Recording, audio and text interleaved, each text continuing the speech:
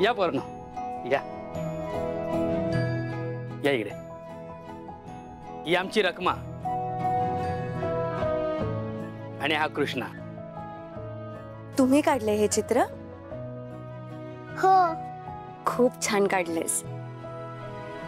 बरं मला सांगा, हे कोण आहे आणि यांनी आपल्यासाठी काय केलंय? हे छत्रपती शिवाजी महाराज आहेत, ज्यांनी आपल्याला मुघलांच्या अत्याचारापासून सोडवला आणि स्वराज्य स्थापन केला. अरे वा, तुम्ही दोघं तर खूप हुशार आहात आणि तुम्हाला महाराजांबद्दल केवढी माहिती आहे. तुमचा खूप विश्वास आहे ना महाराजांवर? हो हो. शाब्बास.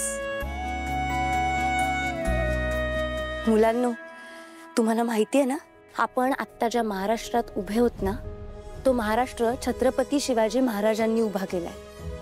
आपण त्यांच्या विचारांचे वारसदार आहोत.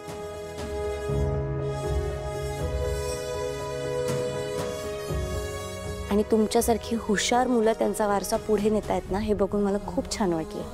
मी देवी जगत्तारिणीकडे प्रार्थना करणार आहे की तुम्हाला तुमच्या लढाईमध्ये यश मिळू देत.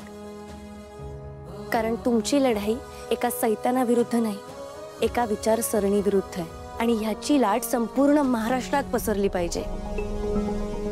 ज्या बळीराजामुळे आपल्याला 2 वेळचं खायला मिळतं ना, त्याचा मान व्हायलाच पाहिजे. खरंच ताई? हो. आणि तुमच्यासारखी शूर मुलं या लढाईत आहेत, म्हणजे जीत तर आपलीच होणार आहे, हे नक्की आहे, हो की नाही? ही लढाई फक्त त्यांच्या मदतीची नाहीये, ही लढाई त्यांच्या न्यायाची, प्रतिष्ठेची आणि आत्मसन्मानाची सुद्धा आहे. मुलांनो, तुम्हाला माहिती आहे, छत्रपती शिवाजी महाराजांच्या काळात जेव्हा पीक उगवलं जायचं, तेव्हा ते पीक ज्या शेतकऱ्यांनी उगवलंय ना, त्या पिकाचा पहिला घास हे त्या शेतकऱ्याला द्यायचे. आणि आज बघा, त्याच शेतकऱ्याचं कुटुंब उपाशी आहे. कधी कधी तर मला वाटतं ना, छत्रपती शिवाजी महाराजांनी स्वतः खाली यावं आणि ह्या असल्या माणसांना स्वतः सारखंच सरळ करावं. पण तुम्ही घाबरू नका. तुम्ही तुमची लढाई शेवटपर्यंत लढत राहा, जिंकेपर्यंत लढत राहा. आम्ही सगळे तुमच्या पाठीशी आहोत. देवाई जय शिवाजी. जय भवानी. जय शिवाजी. रेखा, बघतीयस ना, निशीच्या सासरच्याने केवढे दागिने दिलेत तिला. हो ना, खूप खुश आहे पोरगी. तू काय घालायचं ठरवलंस? मी काय घालणार, आपल्याकडे कुठे तेवढे दागिने घालायला, हेच काय ते घालायचं. असं काय करतेस? ती युवराजची आई केवढे मोठमोठे दागिने घालून फिरेल, तू काय अशीच फिरणार आहेस? खांडेकरांची सोयरीक होती आपली, त्यांच्या तोडीस तोड राहायला नको? हो ग, पण आता काय करायचं, देवाने एवढेच दागिने दिले, समजायचं आणि घालायचं. सोन्याचा भाव ठाऊक आहे का किती आहे? 1.25 लाख तोळे. एवढे पैसे आहेत का आपल्याकडे नवे दागिने करायला? त्यापेक्षा हेच घालेल. घरात सोनं आहे ना, ते देऊ आणि करू नवीन दागिने. सोनं कुठे? वसुधाचे दागिने आहेत ना, ते मोडीत काढू आणि तुला हवं त्या डिझाईनचे दागिने करून घेऊ. ए बाई, ते कसं शक्य आहे? ती तारिणी माहितीये ना केवढी आगाऊ आहे, ती देणार आहे मोडायला दागिने? अगं, तिला लहानाचं मोठं आपण केलंय, काहीतरी देणं लागते की नाही? तिच्या सगळ्या गोष्टींवर आपला पण तेवढाच हक्क आहे. तू शांत बस जरा.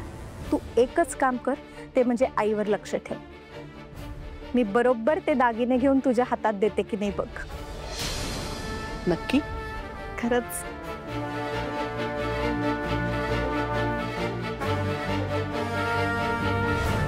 अरे मी काय म्हणतो, ते आपण डॉक्टर कामात नाही का, त्यांना बोलवायचं का? नाही, आणि आपल्या संस्थेसाठी लय काही करता नाही का ते? मी तर असं ऐकलंय, त्यांची ओळखी पण लय आहेत.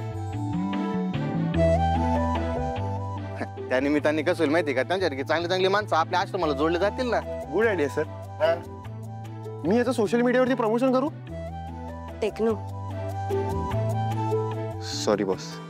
तुम्ही थांबा, मी त्यांना फोन करून येते. बॉस ऐक ना, अगं तसं काहीच नाहीये, मी खरं सांगतोय तुला. पण मी काही बोलतच नाहीये. तू आलेच मी फोन करू.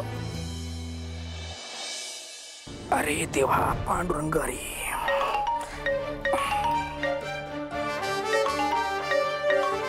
हॅलो. हॅलो सर, मी तारिणी बोलतेय. हा तारिणी बोल. नाही, अहो अनाथ आश्रमात उद्या कार्यक्रम होता, मुलांसाठी छोटासा कार्यक्रम ठेवलाय, तर त्याच्यासाठी तुम्ही याल का चीफ गेस्ट म्हणून? So sweet of you Tarini. या मुलांसाठी तू जे काही मनापासून करतेस ना ते बघून खरंच खूप छान वाटतं. आणि हो, मी एकटं येणार नाहीये, माझ्यासोबत एक स्पेशल व्यक्ती असेल. चालेल ना?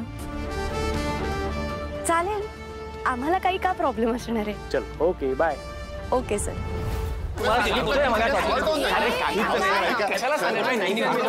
काय चाललंय? मागेच लागले ते माझ्या. माझं आत्ताच डॉक्टर कामत यांची बोलणं झालंय, ते उद्या कार्यक्रमाला येत आहेत. वा वा.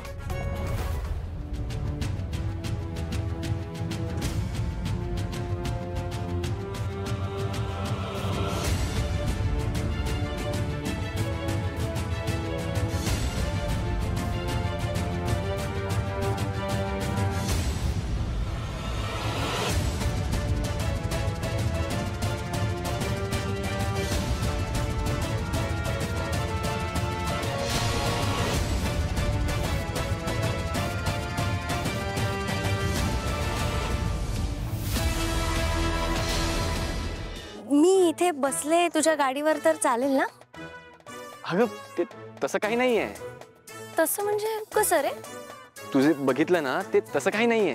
काय काय बघितलं मी? मला तर काही आठवत नाही. अगं तुझी ती आत्याची मुलगी. हा हा हा, काव्या. काव्या फुल. अरे तेच सांगतोय, ते तसं काही नाहीये. जाऊ दे, चल. हळूहळू.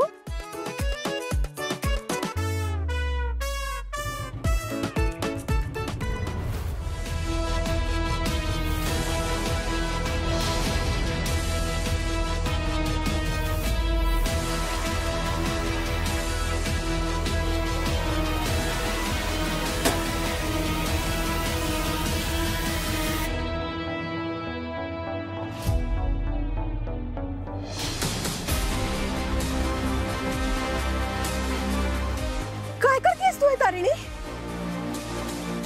हा प्रश्न मी तुला विचारायला पाहिजे ना आत्या. तू इथे माझ्या खोलीत मला न विचारता काय शोधतीयस? अगं मी ते काय? ठीक आहे, आता जर तुला सगळं कळलंय ना तर मी सांगतेच.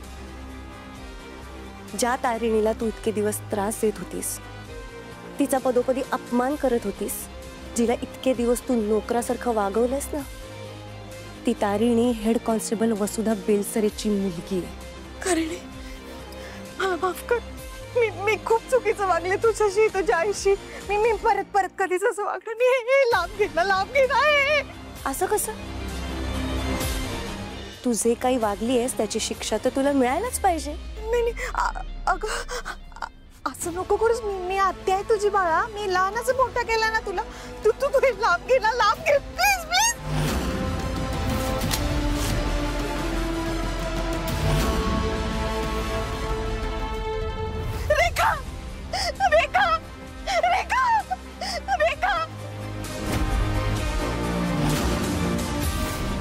आत्याचा आवाज आहे ना हा?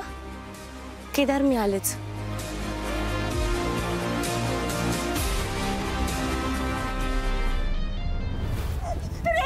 काय? अगं काय झालं? अगं मालती, काय झालं? तिकडे ना आई तिची खोली तिकडे. भूत. अरे काय? अगं काय झालं? अगं काय झालं? अगं मालती, बस इकडे. बस. आत्याला माझ्या कपाटातली बंदूक सापडली नसेल ना